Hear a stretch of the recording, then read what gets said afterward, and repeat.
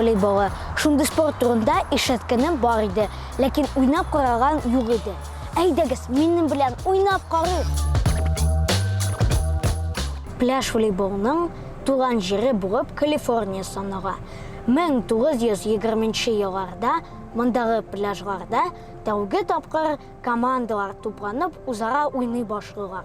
Бу спорт түрі буенча беренче рәсми турнирда нәкъ менә Калифорниядә 1947 елда үткәрелә. 1996 елдан бирле пляж волейболы рәсми рәвештә Олимпия уеннары рәтенә кертелә.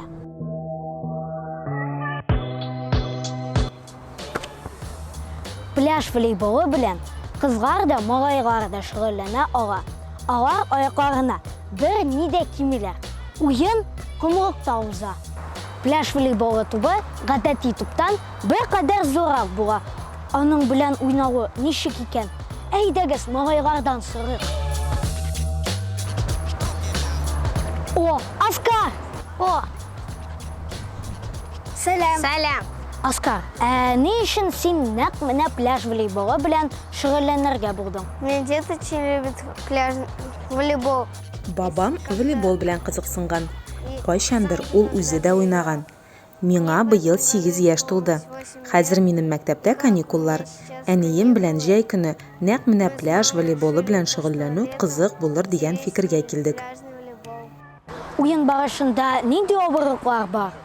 Когда на одной стороне больше человек, Кайвакыт бер якта уйнаучылар күбрәк, икенчесендә әзрәк була. Шул вакытта бер кадәр авыр. Аннары кымда бик нык кыза. Яланаяк йөгереп йөрүе җайсыз. Ничек уйлыйсың? Бу спорт белән шөгыльләнү өчен нинди сыйфатлар кирәк? во-первых, это ловкость. Беренчедән җитезлек, аннары бик яхшы йөгерә белү кирәк. Тагын югарыга сикерү дә мөһим. Бу сыйфатлар миндә дә бар бит. Сезнең белән уйнап карарга ярыймы? Да, Әлбәттә.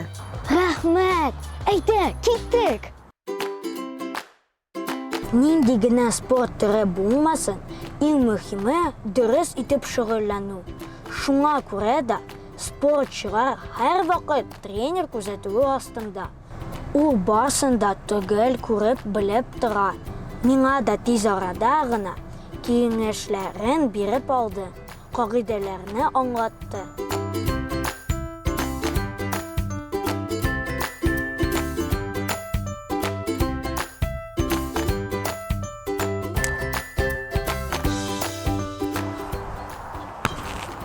Уф, Томас абый, ардым.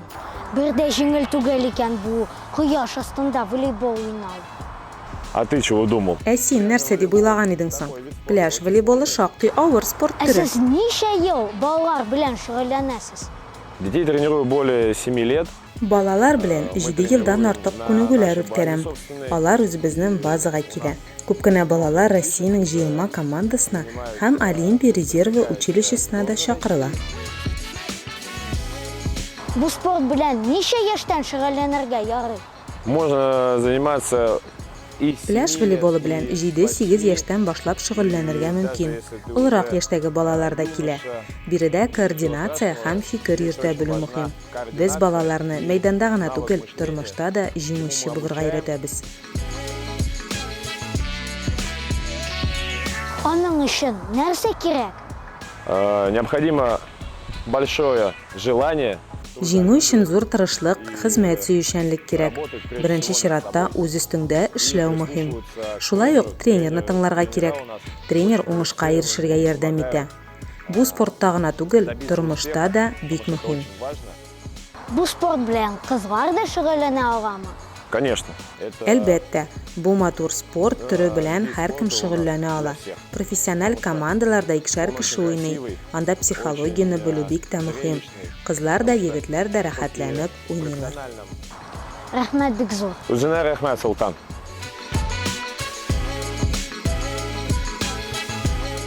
Пляж волейболы белән шөгыльләнү шактый авыр күренә, ләкин бик файдалы. Сез дә спорт белән шөгыльләнегез, дуслар.